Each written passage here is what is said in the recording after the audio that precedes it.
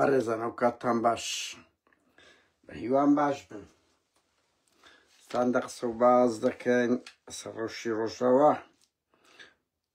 باکوور باشوور و داگیرکەرانی کوردستان بە چ ئەزمەیەکدانە و کورد لە چ وەزعێکدایە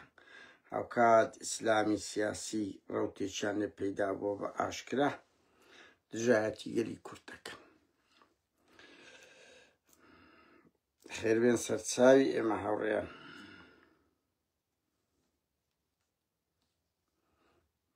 ئێستا هەندە قسە و باز دەکەین هاوڕێیان. هاوڕێیان هەواڵ شت زۆرە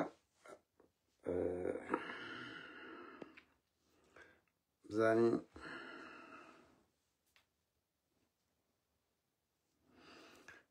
بەخێربێن هاوڕێیان ببورن وەختی هەندەیە بەرحاڵ هەر لێرە قسە دەکەین بەبێ ئەوەی بی هاوڕێیان یەک هەواڵێکتان پێ بڵێم ڕەنگی مانگێک دوو مانگ ناسەن هەفتەیەک دوو هەفتێک کە ئەو سکاڵای ئەمریکا کە باز دەکرا کە نەماو تەواو بوو دەکەویتە ناو ڕۆژنامە عێراقیەکان فەرمیەکانیش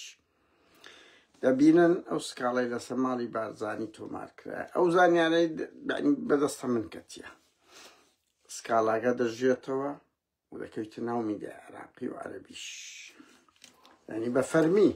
فەرمی کە بەرەو چێ دەڕوا وەزە هاوڕێیان بابێن ئەم دەمیست بەیانی بەڕاستی هەندە قسە و باز بکەم لەسەر ئیسلامی سیاسی کوردستان ڕەوتێکە یعنی ئینسان بێویجدانە هەردوو ڕەوت بێ چکەوانەش لە ململانەیەدان دیتان لە ناو یەکگرت و بەخێربێن هاوڕێیان بەخێربێن لە ناو یەکگرت و باڵەکی ئیسلامی کوردستانی هەبوو تەسفیان کرد بە دڵی تورکە تەسفیان کرد بەس خەڵک ڕەوتێکی گەورە چ لە ئاستی زەماوەریان چ لە ئاستی سەرەوە ئەو ڕەوتە زۆر مەترسیدارن هاوڕێیان خەڵک لیان نەترسێت تەخوینی خەڵک تەکفیری خەڵک دەکەن هەرێ قسە دەکا ئەیکەنە کافر و تەسیریان تا حەدێک هەر ئەگەرچی ئەو ئیسلامی سیاسی لە کوردستان فاشل بووە یعنی 35 ساڵ نەیتوانی ئەو بۆشاییە گەورەیە سیاسی هەیە نەزاعەت بینیتن بەڵام تەسیرێکی خۆشیان هەیە لە ناو کۆمەلگا بۆیە دەبێت بە ئاشکرا قسەیان لەسەر بکرێت لیان نەک نەترسێت کە تەکفیرت دەکەن کە ئەوە دەکەن دەورێکی زۆر خەتەر دەبینن لە ناو کۆمەلگای کوردی مێژووی کورد لە هەموو ئەوە قۆناغەکانی کۆنی مێژووی کە کورد کۆمەلگاجی ئیسلام بووە نەفرەتی لێ دەکەن نە شاعیری نە ئەدیبی نە مێژووی نە لە ئاخری ئەو شتانەمان زۆر باس کردی حتا لەو تاریخەی ئیسلامی باو باپیرانمان کە یعنی باو باپیرانی هەموو مسلمان بۆ مسلمانێکی زۆر مەدەنیانەش بوونە توێکەڵ بە ژیانی زۆری خەڵک نەبووە دینداری خۆیان کردی ئێستا پەیدا بوونە لە ئەلف لەوێی تەدەخل لە ژیانی خەڵک دەکەن و دابڕاون هەستی نیشتیمانی بەڕێزان من بە هەندێک سەری بڵێم دوادێ مەسەر ئەوەی تورکیای زۆر تەخوینی ئێمە دەکەن کە گوایە ئێمە سەر بە ئەوەی ڕکلام لە ئیسرائیل دەکەین هەستی مرۆڤ دۆستیمان نییە ئێمە هەندە گفتوگویان لەگە بکەین یەک بەڕێزان قەزەی فەڵەستین هاوڕێیان ئەوکو گوتمەوە بدایەت هەندێک قسە باز دەکەن هەتا هەندێک برادەریش دێتن و زایدنەوەش دۆسیەکی گرنگە کەوانە زۆر هەوڵ دەدەن ئێمە ببورن یعنی وەکو مرۆڤ دۆستێک خۆیان نیشان بدەن لە کاتێکدا ڕاسیزمن لە کاتێکدا ئەوانە بەس ئینسانیان ئەوەی لەوەکو خۆیان پێبیر دەکاتەوە ئەگەنە هەموو ئەوانەی تێریە دەسەڵاتیان هەبێ وەکو داعش دەکەن قەزەی فەڵەستین 16 مانگە بەڕێزان یعنی ئینسان ناتوانێت بێت واز لە هەموو کەیسێک بێن هەموو ڕۆژی وەکووان لە ناو کوردستان بژین هەست بەس وەکو حەماسەکە هیچ بکەین کابیرێکی حەماس نە هەتا وەکو فەڵەستینێکیشنا تۆ بێی هەموو ڕۆژە خەریک بی بەڵام ئەگەر لە قەزەی نیشتیمانی خۆت نەبێتن ئەگەر لە قەزەی نیشتیمانی خۆت نەبی ئەگەر لە ئێش و ئازاری خۆت نەبی معاشت نییە داگیر کردێ بەنمونە بێکارە بەهی بێئاوی هیچ بڕۆ سەیری پۆستیان کە ئەگەر هیچ نەمایە بەس دانێ خەڵک خەریکی قەزێ فەڵەستین و غەزە بیتن و حەماس و ئیسرائیل و ئەوان با بە ڕاشکاوی بڵێن هاوڕێیان ئەوان یعنی ئێستا لایەن زۆر ئاساییە هەر چارداژیکەری کوردستان کە لەو ئەزمە گەورەدانە یەک بگرن ئیسرائیل تەفروتونا بکەن ئەوان ئەوەم ئامانجیانە ئامانجیوان بە نمونە ئەوە نییە تورکیا لە ئەزمەیەکیدا بێکەوی ئێمە خەونی پێوە دەبینن لەو ئەزمەدایە مەسەن ئێران وایە سووریاوە ئەوان حەزەکەن سار چارەیەک بگرن دژی ئیسرائیل تەفروتونای بکەن ئێمەوە نین ئێمە حەزەکەین چارداژیکەرەکە تەفروتونابی یعنی بەجێ ئێمە ئێش و ئازارمان لە دەست ئەو چارداژیکەرەیە ئیوان نا بەس مێشتیان لە فەڵەستینە تا ئەن ئەو جۆرە ئیسلامی سیاسێت لە هیچ شوێنێک نییە جگە لە کوردستان نەبی جگە لە کوردستان نەبی بڕۆ سیرکەن هیچ ئەوەیەک نییە بێ ئێش و ئازاری نیشتیمانەکەی خۆی بەجی بێ بە تایبەتی ئیسلامی ئەوە چێشی گرت دوو ئێستا بڕوا بکەن ئەوان تەمەنا دەکەن جۆلانی وەڵازەم هاوڕێیان دابنیشم باشترە ئەگەر بکرێ ئەمن پیاوی ببورن ببورن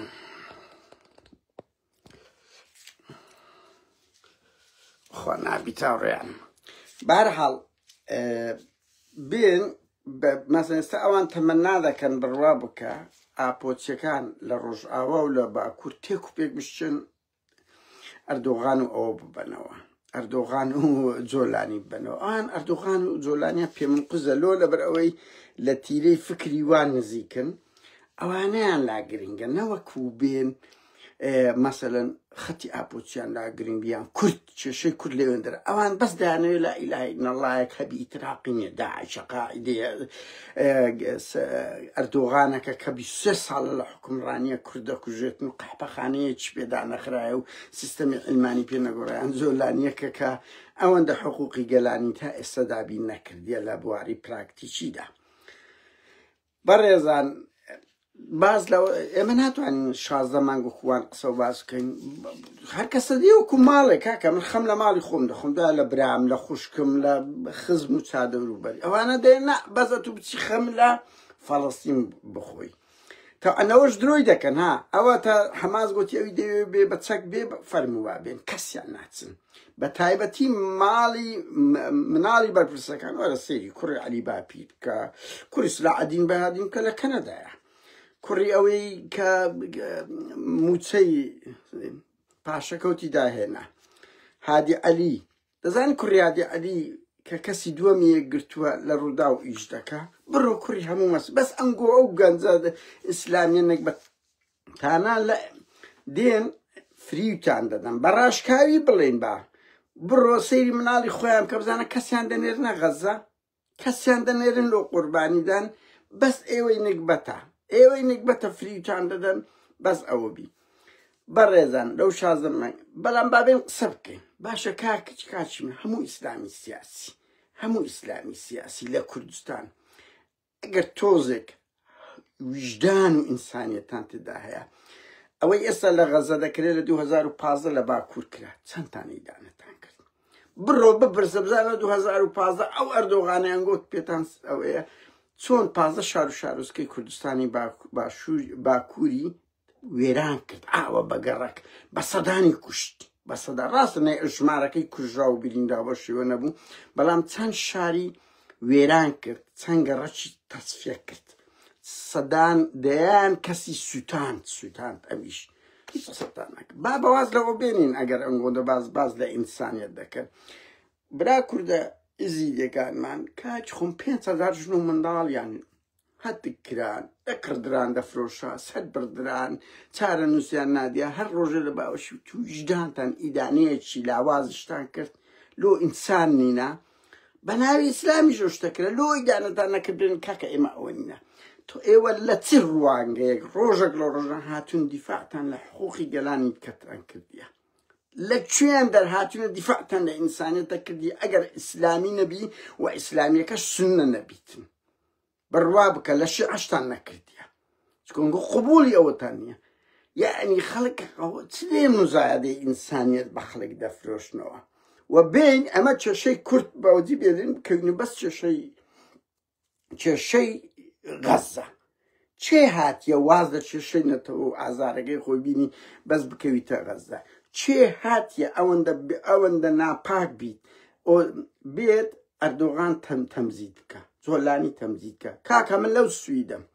لە شەڕ نییە لەگەڵ رووسیا تحەدا دەکەم یەک حزبی سیاسی بوێری مەدحوو سەنای رووسیا بکات تحەدا دەکەم ناتوانین کاچ خۆم لێرە پرەنسیبەکەی ئەمنی قۆمیەیە لە کنەما ئیسلامی سیاسی هیچی نەهێشتە بە ئاشکرا دیفاع لە ئێران دەکەن بە ئاشکرا دیفاع لە تورکیا و لە ئەردۆغان و لە جۆلانی دەکەن و دژی گەلەکەی خۆیانە دەژڵێتە ما ئەتوو دابڕێ لە ئینسانیت بۆ خۆی لە بواری ئینسانی بەس غەزەی دەبینی بەس ئیسلامی سوننە دەبینیت ئێمە چەندین جار ئیدانەمان کردی ئێستاش دەیڵێ ئەوەی سوپای ئیسرائیل دەیکاتن بەرامبەر خەڵکی سڤیل لە کوشتنی ژن و منداڵ وەڵڵا جەرگمان کونکون دەبیت کە چاومان پێ دەکەوی یعنی زۆرە ئازار بەس کاچ خۆم چ دەکەی یعنی ئەتوت قابلە لە فەڵەستینێک فەڵەستینی تربی قابلە کاکە 22 دەوڵەتی عەرەبی هەیە 58 دەوڵەتی ئیسلام هەیە 1 ملیار و 800 ملیۆن هەیە کوردی ناکبەر بچی شەڕی ئیسرائیل بکە کە ئیسرائیل زەربەی گەورەی لە کورد نەدایە یعنی هەرچی کردبی بەقەد 1 ساڵی ئەو دەوڵەتە داگیرکەرانە نەیکردیە باشە بۆ ئێمە بێن شەڕی ئیسرائیل بکەینە بۆ فەڵەستینە کە ڕۆژێک لە ڕۆژانێکە چیان لە خەمیەوە وەکو مەسەلەی ئینسان بخۆم بەشداری ئەوەی فەڵەستینیەکانم جارە کرد یعنی چوم لەگەریان کاکە تەزامن سولی وەکو مەسەلە ئێستاش 100 جاری کەش ئیدانەمان کردیە بەس ئێمە نایەن کێشەی هەموو گەلەکەمان بەجی بێرن بەس بکەوینە دووانە وەکو کات ڕەوتێک لە ڕەوتەکانی من ئەڵێم ڕەوتەکە هاتوون لە میدیایە لە جەماوەریان لە هێرشکردنە سەر ئەو خەڵکانەی کە دژی ئەردۆغان کاکە وەڵڵا ئەوە ناپاکیە یەکگرتووە یانگۆ دەیکەن بەڕاستی باڵەکتان ناپاکن لەکوێ بۆ بێدیفاع لە داگیرکەری و جەلادی نەتەوەکەت بکەی لەکوێ بۆ دە سەنگەری دژی نیشتیمانەکەی خۆت کاکە خەڵک لەو چیایە بە هەموو ئایدۆلۆژیایەکی کاکە لە بۆ کورد لەو چیایە خۆ لەو چیایە ستەمەکی قەومی گەورەی لێ هەیە ئەردۆغان 23 ساڵە چی کردیە قەحپەخانەی پێداخرا چی گۆڕی لەو تورکیا ئەلمانیەتی کرد ئێستاش بە سرودی ئەتاتورک دەڕۆ بەڵام من گۆ ئامادە نین سرودی عێراقی بڵێنەوە بەنمونە ئەو سرودی ئەتاتورکەکەی کە 87 ساڵە هەیە ئەوە دەڵێتەوە بەرحاڵ هاوڕێیان ئەوجا لە قسە زیاتر ئەوە حەماس ئەوە دوێنێ ئەو ڕۆژە دەڵێن لە دەرعا داوا کرا خەڵک بسە ئەوەی جیهاد ئێدە بڕۆنە جیهاد ئەو مزایدە مەکەن لەسەر خەڵک ئەوە حەماس پێویستی بە ئەوەیە دێ مزادەی ئەوەش لەسەر خەڵک دەکەی وەڵای ئەتوو لە خەمی ئیسرائیلی ئەو فەڵەستین و غەزەت نییە تو هەست دابڕای کورە بابەت چێ هاتی ئەوجا ئەوانەی لە ئەوروپا بەڕێزان بڕوا بکەن 16 مانجی ڕەبا تا ئێستاش ئەوانەی لە سەجادەن خەڵکی چەپ و ئازادی خواز و پێشکەوت خوازن وەرە پێم بڵێ لە کام دەوڵەتی عەرەبی لە قسە و درد و ئاو زیاتر شتان لەبۆ ئەو فەڵەستینە بەتانە کردیە لە چێن دەرچستان لۆیان کردیە بەس وەرە بڕۆ لەو ئەوروپای چ خەڵکێک گیرا لە ئەمریکای ینی چیان کرد خەڵک تووشی چماڵ ئەنگۆ بوون لە قسە زیاتر ئەوەتان نەکرد هاوڕێیان یەک کەش بڵێم ئەوە یەک دوو کوڕە خوشتی سڵاحدین بەهادین هەیە ئەوانە زۆر ئەو نازانم یەکەشیان ناوین یەحیا نەورۆسۆ یەکەچیشان نازانم بە مەقلوب خۆرەکان مەشهورن لەبەرەوەی گزارێک گوتاریدا گوتی لە قودس مەقلوبەی دەخۆین بڕوا بکە ئەوانە ئەوەندە گەنجی کورد فریو دەدەن هیم تێناگەم سڵاحدین بەهادین بەڕاستی یانە تو داوای ئەوە دەکەی حەسەدە چەک دابنێ هەسەدە بۆ داوا حەماسیش ناکەی مادەم چەک دابنێ ئەگەر ئەتوو ئەو چەکەی هەسەدە دەسیدایتی لە پێناوی گەلەکەی حەماسشە لەسەر ئەو ئەساسەیە بۆی حەماس جیهادە بۆی کورد ئەوەیە وەڵاهی دەبی چەک دابنێتن پەکەکە چەک دابنێ بەڵام حەماس دەبی چەکیە دەست بیتن شۆڕژێریە و ئەو حەماسەی هاوڕێیان تەسەورەکەن یعنی بڕۆن سیرکەن سەبەبی ڕئیسی 100,000 بریندار 50,000 کوژراو 2 ملیۆن ئاوارە لەسەر ئەوەیە چەندی لەشکەی ئیسرائیل بە فەڵەستینیەکان و حەماسەکان ئازاد بکرێ خۆ لەسەر دەرکردنی ئەوە نییە یعنی ئەوان ئێستا کە و شەڕیان دەست پێ کردەوە لەسەر ڕێک نەکەتینە چەند زیندانیان ئازاد بکرێن نەکەوەی ئەوە بی لەسەر چەند سەد زیر دیلەکی زیندانێکیان دەیان هەزار کەس کەسە لە نوێەوە بەرەو کوشتن بڕین بریندارکردن دەڕواتەوە یعنی خۆیان داوای دەرکردنی ئیسرائیل ناکەن داوای دەرکردنی بەرحاڵ بێمە سەر ئەو یعنی کاک سڵاحدین بەهادین بەڕاستی حزبەکەت ئەوەندەی معجبینی جەماوەری و میدیای جۆلانی و ئەردۆغانە بەخوا ئی ئۆجەلان و مەزلوم کۆبانی نییە ئەوەندە خەمی باکوور پەروەردەیان پەروەردەیەکی ئەنتی نیشتیمانیە بەخوا ئێوە کەستان نە شێخ مەحموود و شێخ سەعید و ئەمین زەچی وتان پێ بەنمونە مێژ و نووز نییە مەلاکانی کۆنتان شانازیان پێوە ناکە مەلاکانی کۆنی کورد ئەو هەموو مفەکیر و مبدعی ئەو هەموو شاعیر و ئەوانە و ئێوە ئەوەندەی خەریکی حەماس و جیهادن ئەوەندە ئاگاتان لە کورد لە جوڵانەوەی کورد نییە ینی حەق خۆمانە پەنجەتان بکرد لەولا هێمن لە هۆنیەکتان هەیە کە دینەمۆی مەسرور بارزانێ لەولا دوو کوڕە خوشکت هەیە مامۆستا سڵاحدین بەهادین بەڕاستی شەرمە ینی بەڕاست کاوی بڵێن حزبەکەت حزبەکە بەشەکە لە ئەکەپەی کاکە وەکو گوتم ئەڵێن دەبێت جەهەب ئەوە هەسەدە چەک دابنێ پەکە چەک دابنێ ئێلۆ نارێ حەماسیش مادام چەکدار لۆ ئەوەندەی ئیدا مەسەلەن دژی ئەردۆغانە نین کە 23 ساڵە بە ئاگر و ئاسن کورد خۆ ئەگەر حقوقێک دەداوە لە ژێر زەختە وەکو جارەکەی تریش گوتمان بەرحاڵ بەڕێزان بڕوا بکە ئەو کاک سڵاحدین بەهادینە دوو خوشی هەیە لە ماڵی ئەو جۆتە کوڕە مەقلوب خۆرەنە لە بۆیان نیە تەمەشا زنجیرە مسەرسەلەی یوسف کەن کە ئەو یعنی حەمیدە و مەجیدێ ناویان ئەمنەوە بەرپرسم لەو جوملێ لە بەرەزان چێ بەمنی گوتویە تو تەسەوڕ کە ئەوانە قبوڵی ئەویان نیە زنجیرە تەمسیلەی یوسف سیر بکرێ دەبێت چ بڕوایە چیان هەبێت سبێ بێنە دەسەڵات چمان لێ بکەن و دوو ئەگەرە تو وەکو فەڵەستینیەک وەکو حەماسێک بیز نەکەی تو خالی لە ئەسی ئینسانی ئەوان دەیانەوێت ئێمە واز لە شەشەی هەموو گەلەکەمان بێنین بکەوینە دوو بەرحاڵ هاوڕێیان بۆیە ئیسلامی سیاسی لە کوردستان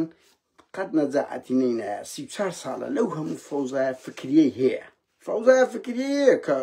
فکری نەتەوەی دۆڕا لاوازە فکری ئیشتراکی تووشی گەورەترین شکست بووە و لە لاوازترین زەر سەردەمیدادە فکری ئیسلامی ئەوەندە بەهێزە لە مەنتیقەی ناگەنە سەتات دە بەهەر هەموو حزبەکان دەبێت ئوبدەیتی خۆیان بکەن بزان خەلەلەکەتان لە چێیە گەورەترین خەلەلیشتان ئەوەیەکانگۆ لە هەستی نیشتیمانی لەگە دابوونەریی کوردەواری ناگونجێن لەگەر کۆمەلگای کوردی ناگونجێن ڕێک وەکو بەشێک لە یانەوە شوعیەکانی قەدیمە کە هەرچی دەگەرە ئەوان بە پێی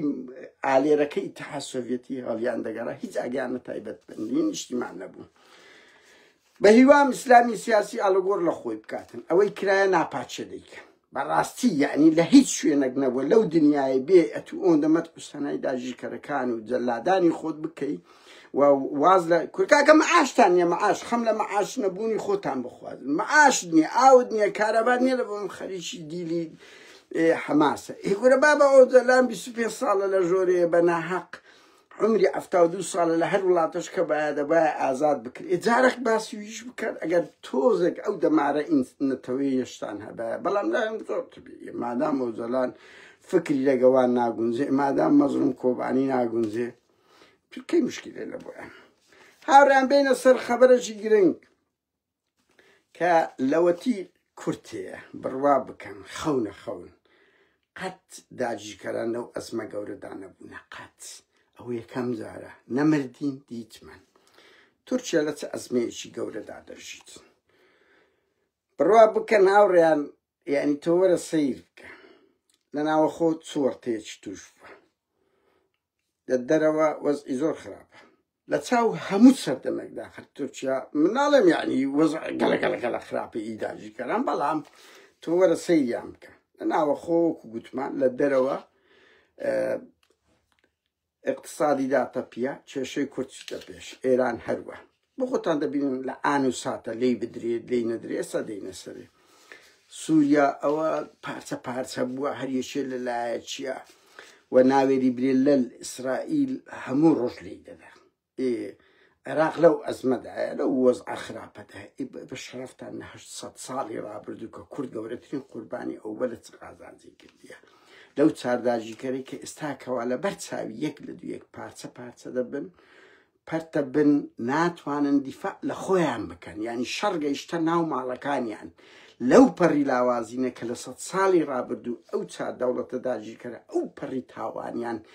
بەرامبەر بەگەلی کورد کرد لە هەموو جۆرە تاوانێک لە چیمیاباران لە ئەنفال لە کوشتاری بە کۆمەڵ هەتا ئەو تورکیا ئەلمانیەش کە هەبوو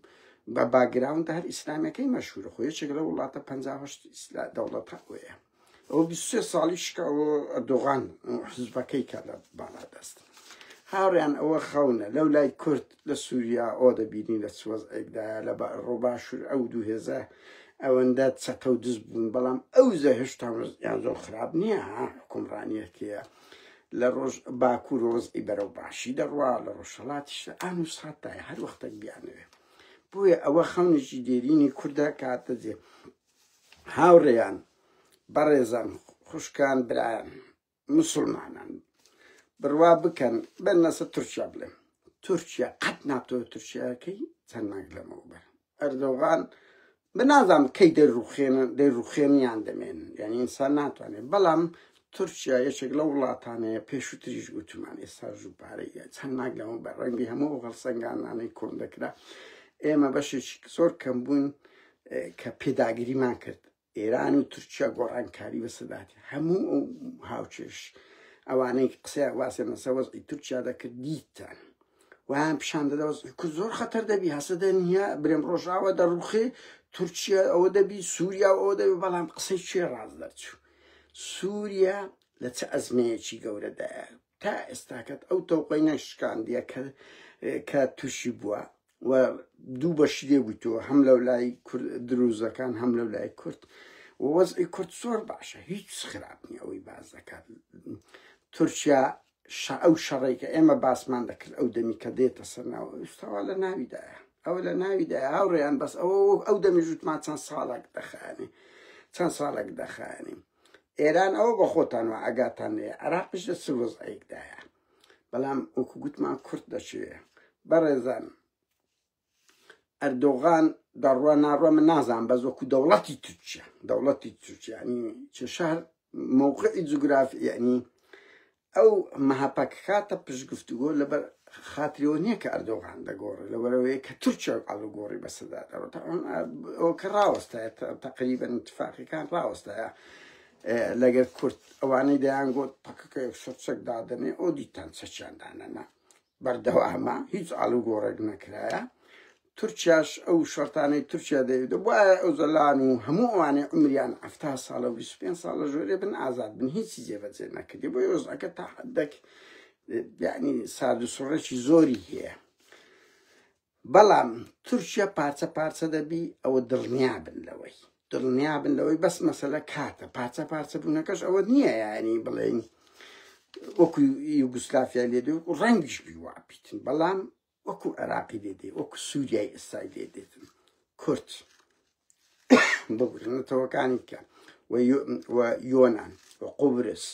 هەموو ئەو نملانیان و ئەسکەندەرۆنە نازانم دنیایەک لەو کێشانەی لۆقیت دەبتەوە اقتصادیان داتەپان کێشەی ناوە خۆیان و دروست کردیە هاوکات مشکلەی کورد وەکو ئەوەیەک لەسەر ئەوەیتی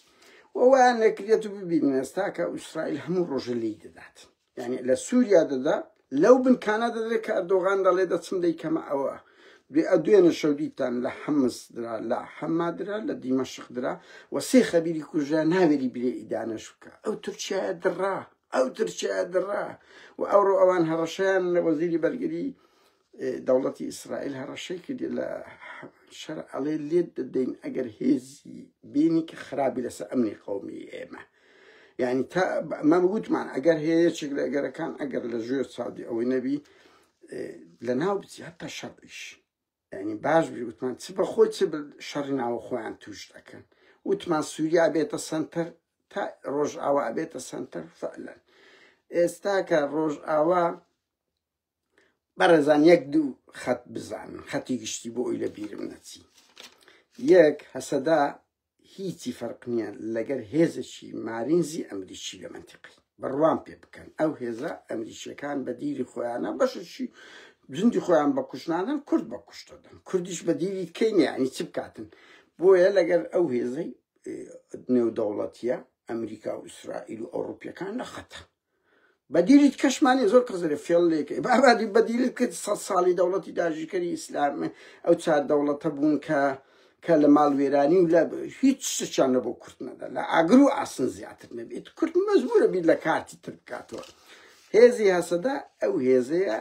بەشەکە لە تەحالفی نێودەوڵەتی و باشترین هێزە و موقعی جوگرافیەکەی وا دەخوازی لەبەر خەتی ڕێڕە و داود و ئیبراهیمە هاوکات هێزەشی زۆر تۆکمە و شەڕکەرە و وزەشتە کوردستانە بۆیە ئەوە تەرک بکەن کە ئەو ڕۆژئاوا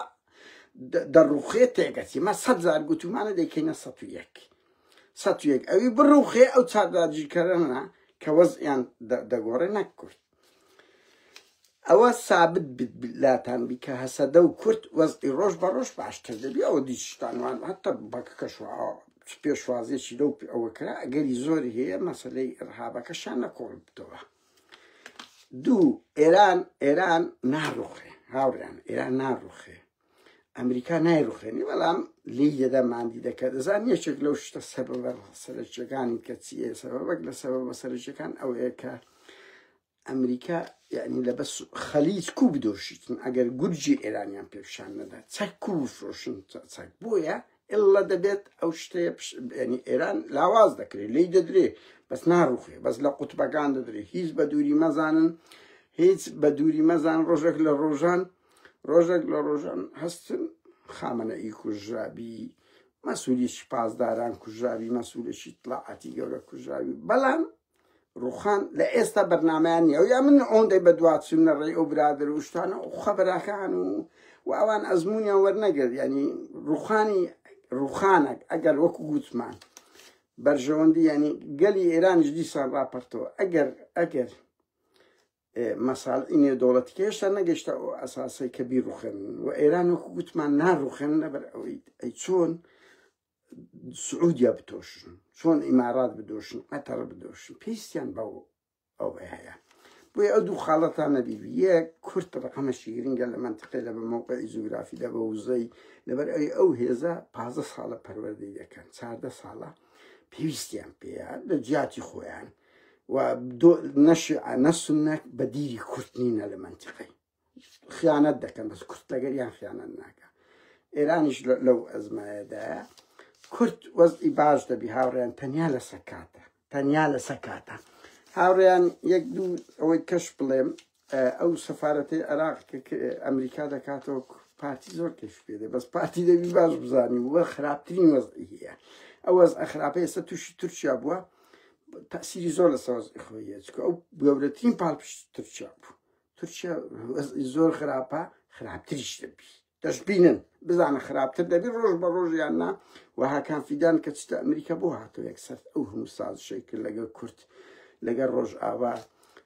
لەبەر ئەوی هیچی بەدەست نەکەت بۆ پێشیان گوت نابێتە دەخۆڵ کە بۆیە هات ئێستاکە پاشەکشەیەکی زۆر گەورەی کرد لەوەی ڕۆژئاوا و لە باکووری لەبەر ئەوی لە ئەمریکا هیچی بەدەست نەکەتە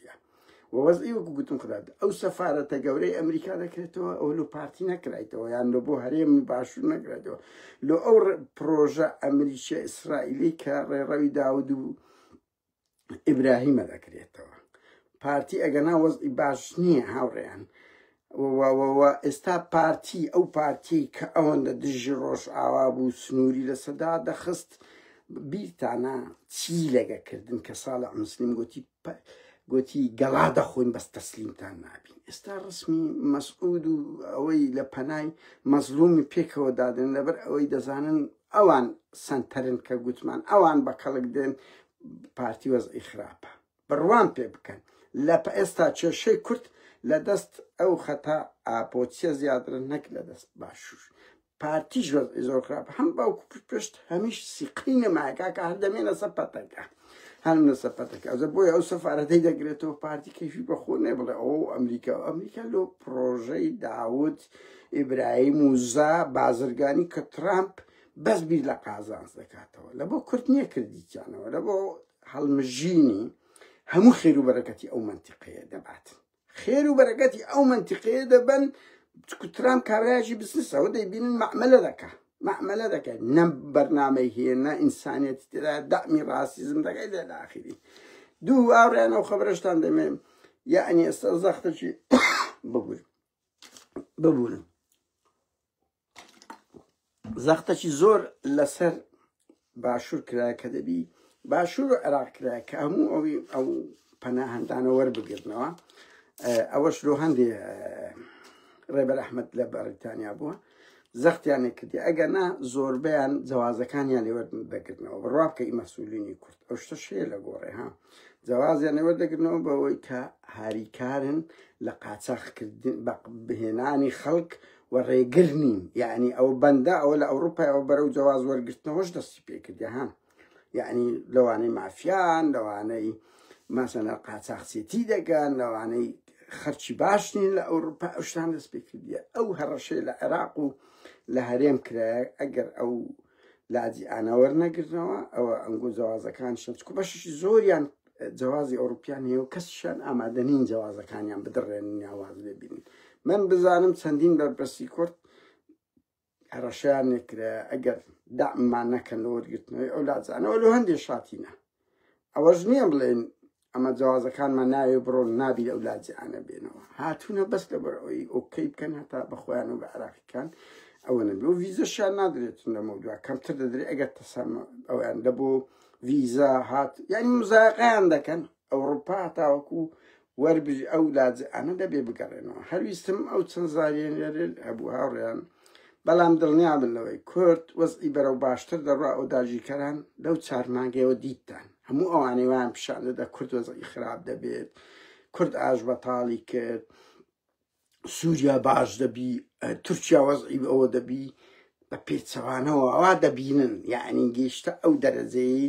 هەر چار داژیکەر خۆخۆیانە بەس لێیان نەدرێتن کوردیش پڕە شەقاو بە شەقاو دەستە پێش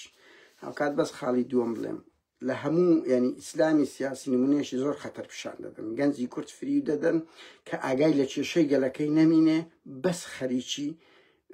بغەزە بیتن و دای دەبەر و ئەنگۆ دژی حتا ئەو ئیسلامی باو باپیرانی ئێمەن باو باپیرانی ئێمەن کە هیچ شانازی پێ ناکەن و میتۆ دەشکەتا هینایتە ناو کۆمەلگای کوردی من نامەوێ بچمەوە سەری لە مسیار و لە جل و لە نەفرەتکردن لەو تاریخە و لە دابڕین لە هەستی نیشتیمانی کە وەخت خۆی هەموو ئیسلامیەکان لە شۆڕش و ڕاپەڕیندابنیان بەشێک لە شۆڕژی کورد ئیسلامیەکانشە لە 23ەکانە بۆیە ئیسلامی کوردستان بەردەوام فەشل دەبین هاوڕێیان ببورن لە هەر کەم و کورتێکی زۆرم هەبوو ئەوڕۆ ئەو جارەی بەڵام بە هەر حاڵ هەویستم ئەو پەیامە بدەم لە بەیانیەوە حەزم نەکرد بە دوو وەجبە قسە بکەم ئەمەش گفتوگۆ دەکەن شەڕ نییە هەر کەسە ئارای خۆی نەقڵ دەکاتن و کۆمەلگاش بڕیا دەداتن و تاریخیش تۆمار دەکات هەر کەسە چ بیر و باوەڕێکی هەیە چ خزمەتە چ دەکات کاتەش خۆش